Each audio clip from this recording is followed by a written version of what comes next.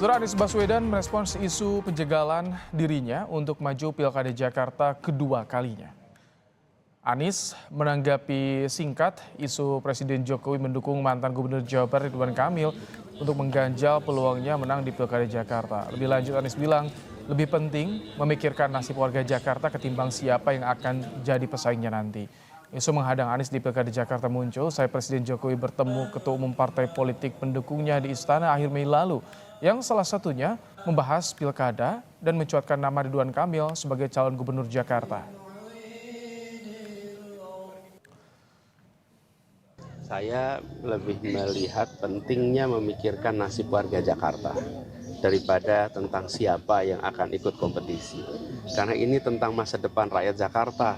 Ini tentu semua jauh lebih penting daripada bagi saya tentang siapa yang akan ikut di dalam pilkada besok. Karena siapapun yang akan ikut ujungnya rakyat harus memilih kok. Di tengah isu Anies Baswedan diganjal maju Pilkada Jakarta, Presiden PKS Ahmad Syahiku mengklaim partainya ditawari posisi calon wakil gubernur mendampingi Ridwan Kamil di Pilkada Jakarta. Kata Ahmad Syahiku, tawaran posisi calon wakil gubernur dari Koalisi Indonesia Maju itu masih dikaji. Ditanya peluang gabung Kim, Syahiku bilang PKS belum menentukan. Kalau misalnya dari Koalisi Indonesia Maju, apakah ada tawaran Pak ke PKS gitu agar PKS nanti ada cawagup DKI? Ada, makanya itu sedang kita coba analisis, kita kaji mana kira-kira nanti yang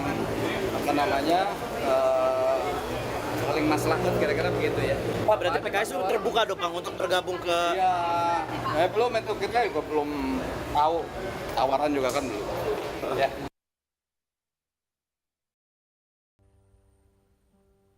Dalam unggahannya di Instagram Sabtu lalu, Wakil Ketua Umum Partai Golkar membuat guyonan memarodikan apakah maju ke Pilkada Jakarta atau Jawa Barat.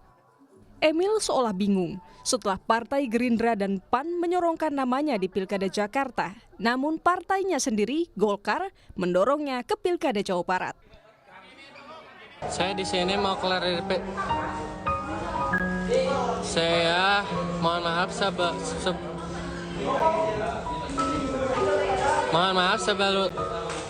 sebelumnya.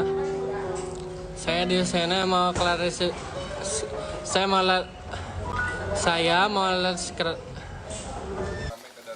Di tengah tarik ulur Ridwan Kamil maju Pilgub Jakarta atau Jawa Barat, Ketua Umum Partai Golkar Erlangga Hartarto menyebut partainya belum memutuskan kemana Ridwan Kamil maju pilkada. Golkar masih menunggu hasil survei dan keputusan finalnya akan dikeluarkan akhir Juli mendatang. Jadi sesuai dengan apa yang kesepakatan, kita akan terus evaluasi sampai dengan bulan Juli. Tentu akan evaluasi siapa yang akan maju dan sebagainya.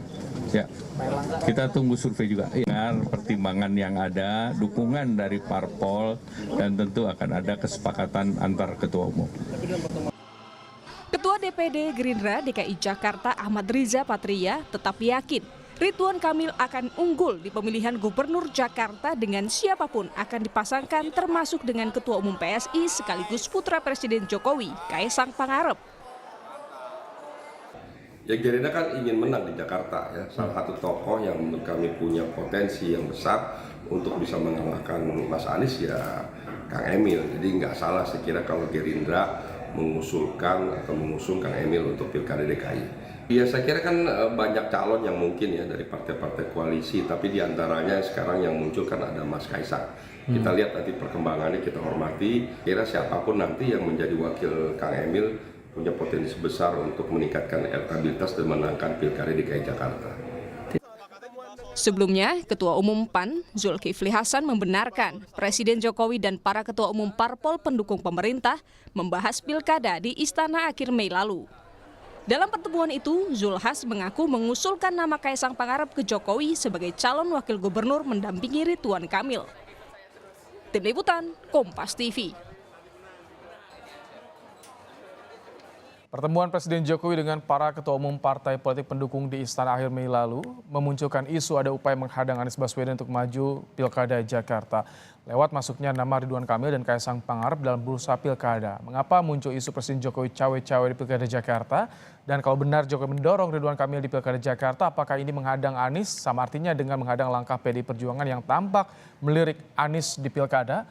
Kita akan bahas, sudah ada bersama kami politisi PDI Perjuangan Aryo Seno Bagaskara dan juga Ketua Umum Relawan Solidaritas Merah Putih Sylvester Matutina dan juga pengamat politik Ikrar Nusa Bakti. Selamat sore Prof. Ikrar, Pak Sylvester. Selamat sore Bung Ibrahim. Ini kita masih menunggu juga bergabungnya Seno Bagaskara. Prof. Ikrar, kalau Anda lihat, yang tadi ada info terkini PKS ditawari jadi cawagup di Pilkada Jakarta dari Kim. Apakah Anda melihat tawaran ke PKS ini menguatkan untuk menjegal Anies di Pilkada Jakarta, termasuk menguatkan soal cawe-cawe Jokowi di Pilkada Jakarta? Prof?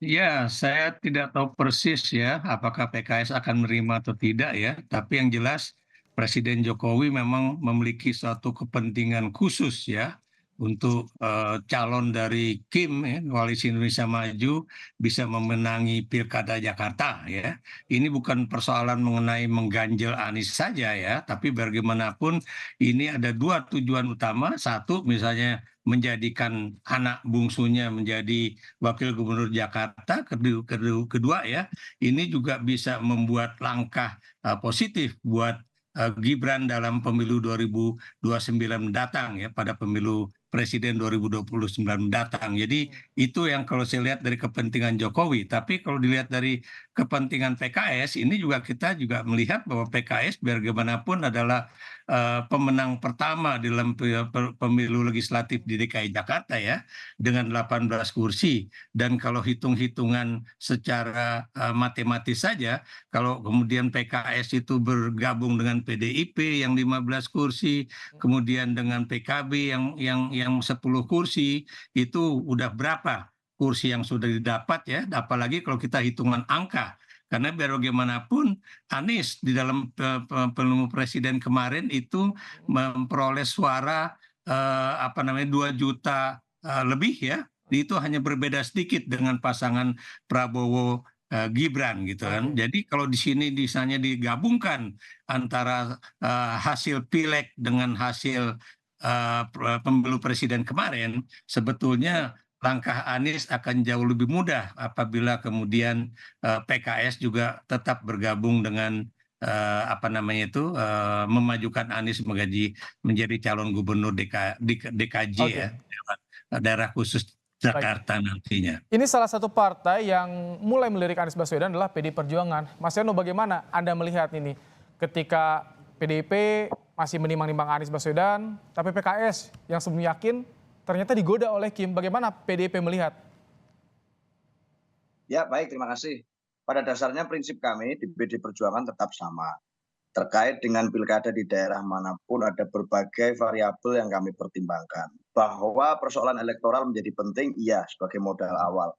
Dan secara saintifik, metodenya adalah menggunakan survei, polling, dan seterusnya. Dan di dalam survei tersebut, nama Mas Anies menjadi salah satu yang merajai, itu adalah sebuah fakta yang tidak bisa kita tutup mata. Di sisi yang lain juga kemudian saat bicara tentang hasil Pilpres yang lalu, suaranya juga tidak terpaut cukup jauh. Hanya beda 1% kalau nggak salah dengan pemenang Pilpres di DKI Jakarta. Pak Prabowo 42, Mas Anies 41. Tentu secara fakta ini menjadi sesuatu yang menarik secara elektoral. Tetapi kita juga mempelajari bagaimana secara historis Mas Anies pernah punya pengalaman kompetisi Pilgub yang sangat keras dengan kami di tahun 2017-2018 yang lalu. Dan sampai hari ini pun itu menyisakan basis pendukung fanatik yang sangat kuat di masing-masing kubu, baik kubu Mas Anies maupun di kubu PDI Perjuangan. Semua itu menjadi variabel kami. Nah, menjadi menarik pada saat akhir-akhir ini yang kami dengar, malah yang getol muncul secara dinamika politik adalah perwujudan atau upaya mewujudkan pasangan Anies Kaisang misalnya.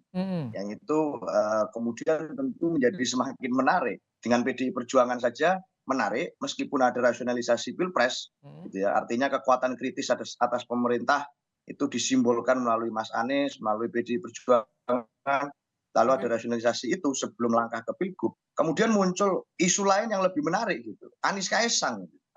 Rasionalisasinya di mana ini? Buat kami ini menjadi sesuatu yang tentu sedang kami cermati dan kami sedang pelajari karena tentu saja Jakarta ini tempat yang sangat penting. Oke, baik. Nah, kalau Anda, Pak Sylvester, melihatnya bagaimana ketika tadi ada Prof. Ikrar yang menyinggung ini ada kepentingan khusus dari Jokowi di Pilkada Jakarta ini, Pak Sylvester? Ya. Ya, itu mohon maaf, Prof itu terlalu jauh ya. Fantasinya terlalu jauh sekali. Jadi kalau kita cermati, kita tarik ke belakangnya, bahwa dulu juga ada itu menjegal Pak Anies ya sebagai capres. Dan ternyata tidak terbukti. Akhirnya Pak Anies itu bisa melenggang melawan Pak Prabowo Mas Gibran dan juga Pak Ganjar Mahfud MD. Jadi sama sekali itu tidak benar kalau ada ganjel-mengganjel itu. Memang kan yang akan menjadi pendukung dan pengusung itu adalah partai politik, bukan Pak Jokowi ya.